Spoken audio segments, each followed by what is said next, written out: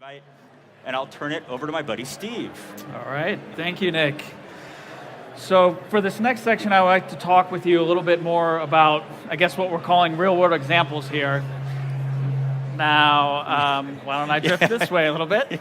Now, Nick was telling you about some use cases, some of which are happening now, some of which will play out over a period of time. The reality is there are hundreds and thousands of use cases that are being implemented now around the world. I know a lot of you guys raised your hand that you're knowledgeable in the blockchain space. Maybe your company's doing blockchain projects now. A lot of times what we see with Consensus when we go in is a lot of your organizations kind of have built up an innovation team within the IT team that's looking at emerging technologies and tend to have a lot of interesting use cases that they're thinking about blockchain from the perspective of your business. Gartner actually has some poor soul at Gartner chronicled over 3,000 use cases that blockchain could have a real world impact. And that impact they forecast by 2030 is $3 trillion of economic value. As Nick was saying a minute ago, economic value. Now the question is, what about getting to production, right? Because we've heard about blockchain for a few years now, and the reality is the technology can be somewhat difficult to adopt. There are technology hurdles, right? There are new things, it's heavy crypto, there's these distributed ledgers, so there's new frameworks, there's new programming models, there's things like consensus algorithms that need to be understood and so on. But even beyond that, there's a second hurdle. As your projects progress, maybe out of POCs and into pilots, what we see is what we're calling this concept of shared IT. And shared IT gets to the core of what's different about blockchain than other technologies. If you think about some of your companies, you guys have got hundreds of IT systems that are deployed today that you maybe have accumulated over a number of years. And in one sense, maybe blockchain's the 101st or the 1001st, but in another sense, it's actually a fundamentally different technology. What's different about blockchain is this collaborative nature. If you're going to get the benefits of going on a blockchain, then you need to collaborate with your partners in your value chain or your supply chain, or often your competitors. So maybe a group of banks sit down and look at what a new payment system on a blockchain would mean. But in order to advance this, they need to collectively steward the network together. It's this shared network where everyone has some control, but no one's in complete control of the network, which is totally different from every IT system that you have today. If you think about what it takes to deploy something into production, what does it take? All the checks and balances, the risk compliance team, you have certain ops teams that gets involved, and there's this multi-step process. But that's now within a silo. In a blockchain network, you now have multiple organizations that need to collaborate together. So I say all this to say that getting all the way into production in the blockchain space is challenging, but companies are doing it. And these are some companies that we're working with that are either in production right now on AWS, as it so happens, on Kaleido, or are going to be getting there in the next few months. So some of the largest institutions in the world and some very innovative startups as well. I'm going to tell you a little bit about a couple of these use cases. This one's kind of interesting. This one's more on the crypto asset side of things. So a company called GreenFence, who's based in Hollywood, is working with a lot of the large studios like Sony and Fox. And these are some of the movies that they've done, and essentially creating crypto collectible assets. So the idea of a collectible, there's a concept of scarcity, there's the idea of the provenance of that thing and being able to prove that it's intrinsically valuable. And a blockchain makes for a really great place to track that. And GreenFence is doing that today. If you've seen one of these movies in the theater, then you may have gotten an offer for a crypto collectible. If I switch lenses, I said 3,000 use cases, so if we go totally into some other end of the spectrum, let's talk about how some large institutions are looking at this technology and really using it as a tool to help drive impact in their society. Union Bank is a large Southeast Asian bank, and they looked at, in the Philippines, they looked at all the tens of millions of unbanked people that live there today. And a lot of those citizens of Philippines bank at rural banks. And the rural banks in their communities themselves are unbanked because they're not in the global financial system.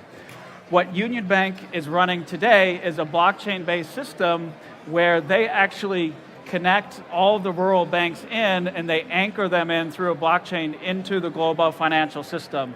The first use case that they're running is around remittance payments. If you have some familiarity with this region of the world, this is a huge social topic. A lot of citizens go abroad, they collect money and they send it back to their family there. But if those family members are unbanked, there's no good way to get the money back. So you're looking at over a 40-step process that they've now putting this on the blockchain. They've now digitized all of that. They're connecting into global financial systems, and it's now 4 steps. You can read, this case study is actually out on AWS with Consensus, and AWS wrote it up together, so you can Google more there. The last one that I'll mention is in the commodity space. So a lot of large trade finance banks that help commodities flow across borders and move. You can kind of make out a little bit of the diagram there. But in this system, it's really about an efficiency play where you have an existing system, and I know none of you guys can relate to this, but things get FTP'd around, or there's emails sent, or there's paper going on, and you have this really critical business process that maybe spans your partners, and it's stuck in the 1980s or 1990s, or it's built on infrastructure that goes back some time. So taking a fresh look at how commodities get financed, they build a blockchain-based platform. They've actually formed a new entity amongst themselves called Congo Commodities Go, and this really gets into kind of the innovative business models, because as you look at this new kind of, as Nick was saying, this trust infrastructure and these new collaborative models, a lot of times what you can see is businesses actually either looking to evolve an existing process, but also looking at revolutionary new business models that they can layer on top of that. So if you talk to the Congo folks, they'll tell you that really what they've built is this open financing platform. That's what they think of it as. And ultimately, they see it as a more efficient way to get more players in their ecosystem involved and to change the business dynamics of how they're doing business today. Now, let's go one layer more technical. I think as we looked at some of these real world use cases, one learning that we can distill and reflect out to you guys is a lot of times we really put a lot of emphasis on the blockchain, but when we look at these projects, really the chain itself is only 10% of what's getting built and deployed. There are a lot of other components that are going along with, if you think about that financing platform that I was talking about a minute ago. And some of those things you can guess right off the bat. Of course, there's an app, there's an API layer, there's some security components. Of course, there's a middleware layer where I need to connect into legacy systems. But I think what's really interesting as you think about how the blockchain space is evolving is there are a number of components that are blockchain-ish, that are decentralized components that aren't strictly the chain itself. Some of those components help bridge between the off-chain and the on-chain reality. As we're trying to digitize these physical assets and track them on a blockchain, we need to get them on and off. We need to get participants' identities on and off a chain. They exist. But there are other things like oracles for data feeds. There's distributed file storage. There's advanced cryptography components like HD wallets and so on. So what we're really seeing now in 2018 as we talk about getting to real production blockchain is a lot of these components are being deployed together into increasingly sophisticated patterns that really tackle some heretofore hard to solve real business problems. So I think the last thing that I have to say is you're probably here because you use AWS today. If you want to experiment with blockchain, there is a service called Kaleido that's available in the marketplace within AWS today. You can check it out or check it on Kaleido.io. One thing that's really great about the Kaleido platform is Kaleido itself has a marketplace with a lot of these decentralized tools and components already built in.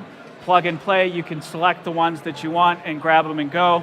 As Nick was saying, the idea of setting up your own private Ethereum blockchain, customizing the consensus algorithm, setting up the number of nodes, all those sorts of capabilities are there in the box.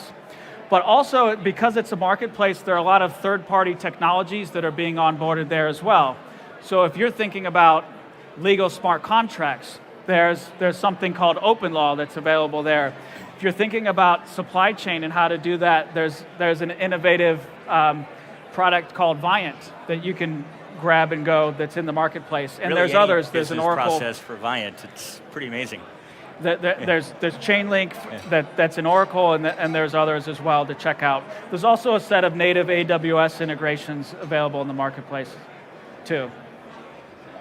Okay, so I think we covered a lot in this session. We do want to take some questions. We started really high level talking about the promise of blockchain. We talked about some of the challenges. We talked about some of the opportunities going forward. And then we also looked at kind of where businesses are at today.